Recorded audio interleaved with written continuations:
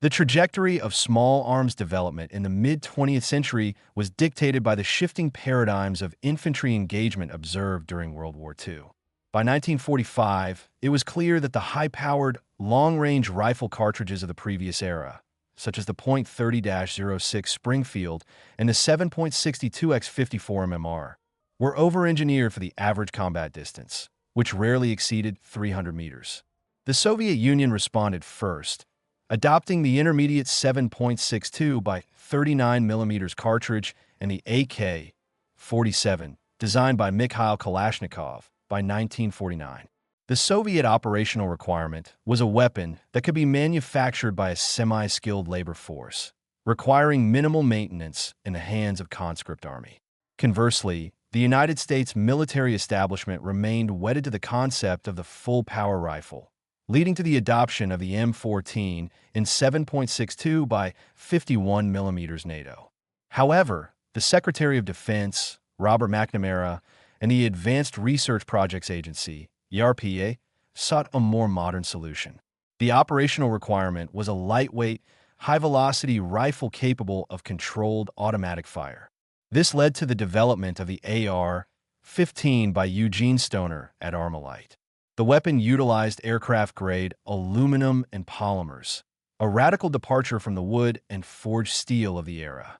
When the United States escalated its involvement in Vietnam in the early 1960s, the M14 proved ill-suited for jungle warfare, being too heavy and difficult to control on full auto. The Air Force had already adopted the AR-15, and under political pressure, the Army followed suit, designating it the M16.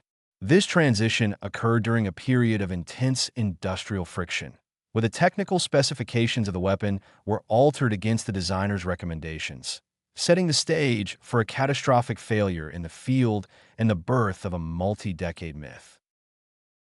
In the popular consciousness, the M16 is often depicted as a fragile, high-maintenance toy that frequently jammed, leading to the deaths of American soldiers. This perception is contrasted sharply with the AK-47, which is portrayed as a rugged, indestructible tool that can be buried in mud for years and still fire perfectly.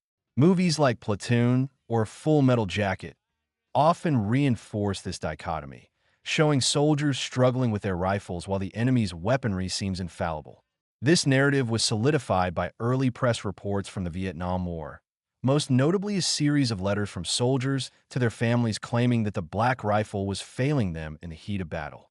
The myth suggests that the M16 was a fundamentally flawed design, while the AK-47 was a triumph of Soviet simplicity. However, as a technical historian must observe, these perceptions often ignore the specific logistical, chemical, and bureaucratic factors that influence the M16's early performance. The myth has evolved into a cultural shorthand. Western technology is seen as overcomplicated and delicate, while Eastern technology is seen as crude but reliable. To understand the truth, we must move beyond the anecdotes of the 1960s and analyze the metallurgy, chemistry, and engineering tolerances of both platforms. The original M16 utilized a direct gas impingement system. In this design, high-pressure gases are tapped from the barrel and channeled through a tube directly into the bolt carrier group.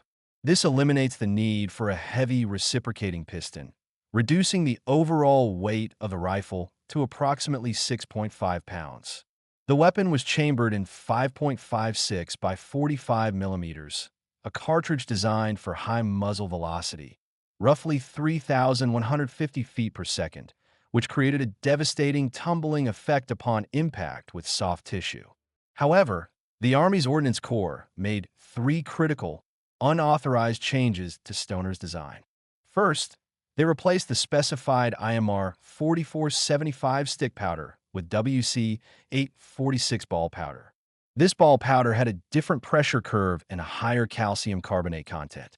This change increased the cyclic rate of fire beyond the design limits and left significant carbon deposits in the gas tube and receiver. Second, the Army claimed the M16 was self-cleaning and failed to issue cleaning kits or instructions to the troops.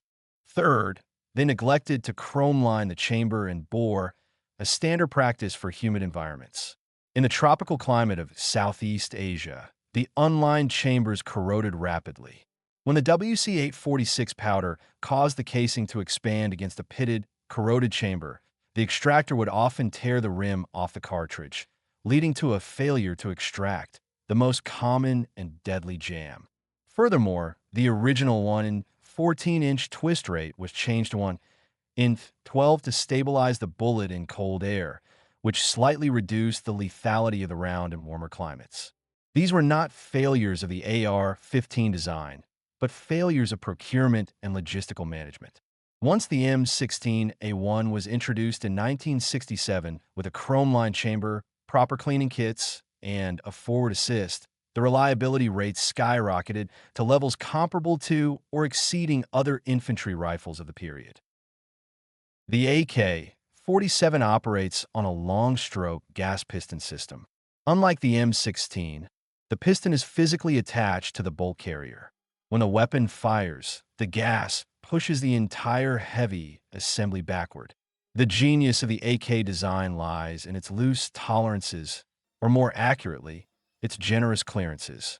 The moving parts have significant space between them, allowing the weapon to cycle even when heavily fouled with sand, mud, or carbon. The 7.62 by 39 mm cartridge uses a tapered casing, which makes extraction much easier than the relatively straight-walled 5.56 mm casing. The muzzle velocity is lower, approximately 2,350 feet per second, and the effective range is shorter, but the weapon's mechanical reliability in extreme conditions is undeniable. However, these clearances come at a cost. The AK-47 is inherently less accurate than the M16. The heavy reciprocating mass of the gas piston creates significant secondary recoil, making it difficult to keep the weapon on target during rapid fire. Furthermore, the Soviet manufacturing process relied on heavy steel forgings for the early Type 1, 2, and 3 AKs, making the weapon significantly heavier than its American counterpart, roughly 9.5 pounds loaded. It was not until the AKM Avtomat Kalashnikova Modernizerovany in 1959 that the Soviets perfected the use of stamped sheet metal receivers, which reduced weight and production costs. The AK-47 was designed for a doctrine of mass suppressive fire at short distances, where individual marksmanship was secondary to the volume of fire. It was a masterpiece of industrial mobilization, but it was not a precision instrument. When we synthesize these facts, a clear picture emerges. The unreliability of the M16 was a localized phenomenon caused by bureaucratic negligence during the years 1965 to 1967. Once the technical specifications were corrected to match Stoner's original vision, specifically regarding the powder chemistry and chamber plating, the M16 became a highly reliable and superiorly accurate weapon. In contrast, the AK-47's reputation for reliability is technically well-founded, but often exaggerated by the survivor bias of battlefield anecdotes. An AK-47 will fire when dirty, but it will also overheat quickly, and its lack of a last-round bolt-hold-open device makes reloading slower in high-stress situations. Logistically, the M16 allowed a soldier to carry twice the ammunition for the same weight as an AK-47 bearer, a critical advantage in sustained engagements. The myth of the M16's failure persists because it serves as a powerful metaphor for the perceived failures of the American intervention in Vietnam. It is easier to blame a plastic rifle than to acknowledge the complex failure of counterinsurgency doctrine. Conversely, the AK-47 became a symbol of revolutionary struggle, its reliability elevated to a status of mystical invincibility. The comparison between the M16 and the AK-47 is not a story of a good gun versus a bad gun, but a study in divergent engineering philosophies and the consequences of logistical mismanagement.